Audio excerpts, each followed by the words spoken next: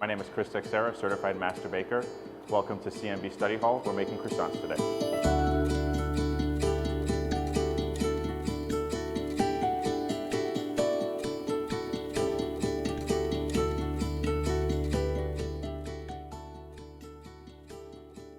So here we're going to be locking in the butter into the dough block.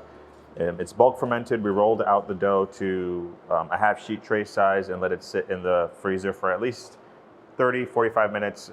You just want the edges to be fairly firm.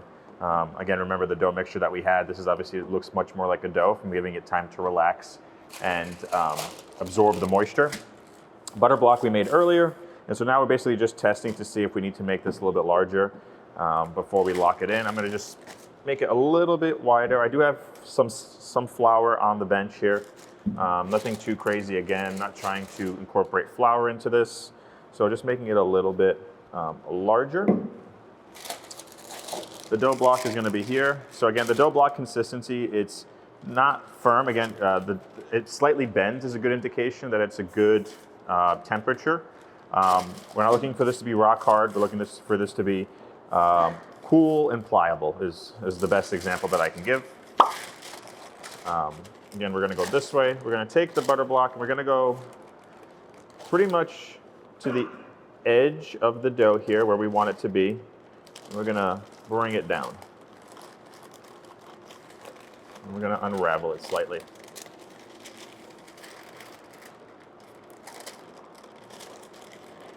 All right.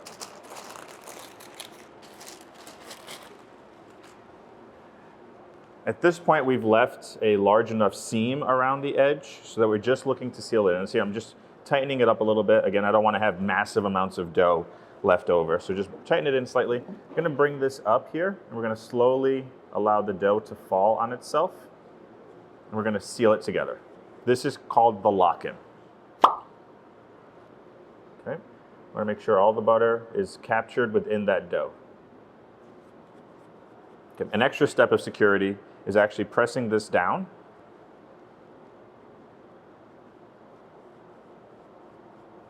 Like that all the way around and taking it and tucking it under. That will ensure that your butter does not come out of the dough block.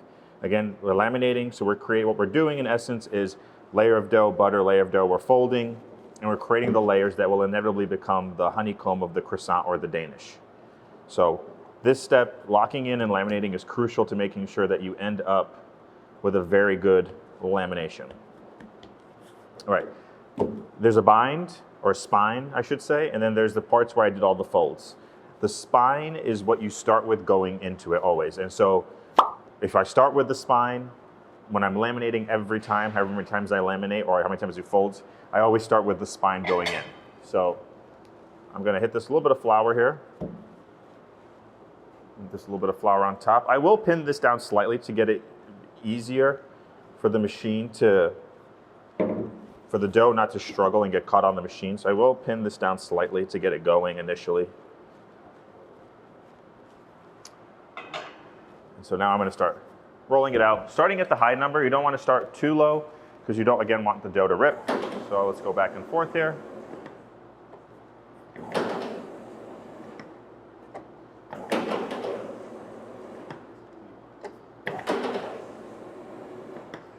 See, every once in a while I'll come back and straighten it out slightly. We want to make sure that we have a square product in the end. All right, so I'm going to stop here. It's crucial now that whatever you bring it down to, so I brought it down to 12 on this sheeter, I will bring it down to 12 every time.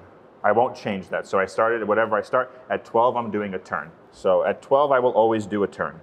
And then the spine is facing away from me. And now I'm going to bring it down to its final sheet, which I'll be folding.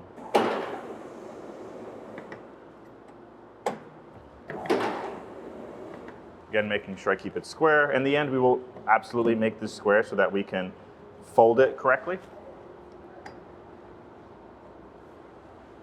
All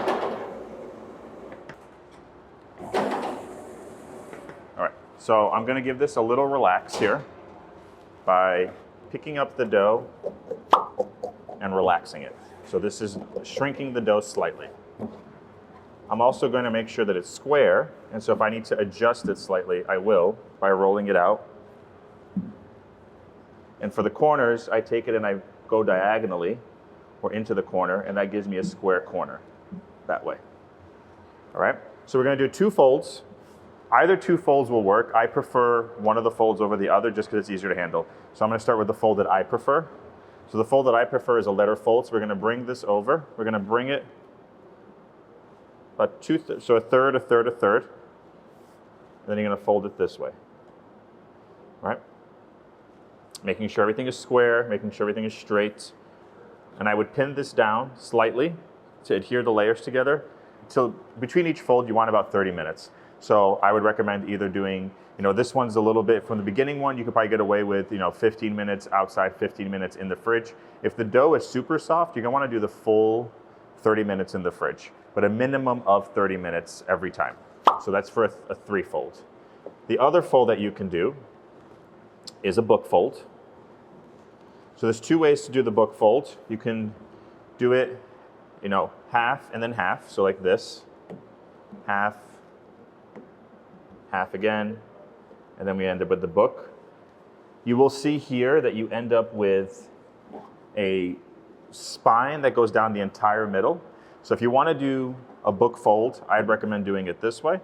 So let me unfold everything again.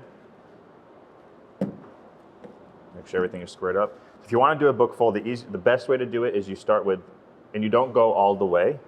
You take this one and go a majority of the way, and then you do the final fold this way. So you don't end up with a spine all the way down the middle of an air pocket.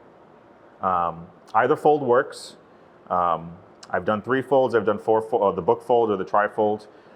It just depends on what you're comfortable with. Obviously, the more folds that you have and the more layers, the more delicate the lamination will be. So handling it in the end, when you're doing your final sheeting and when you're doing your shaping is much more crucial. However, you'll get a much more accentuated honeycomb with more layers that you have. Any advice I have is just making sure that your temperature of your butter and dough is correct. If the butter breaks at this point, you're better off just starting over again. There's no way of fixing the butter being broken at this point. So making sure the temperature is at the correct temperature and consistency is key to making sure lamination works out.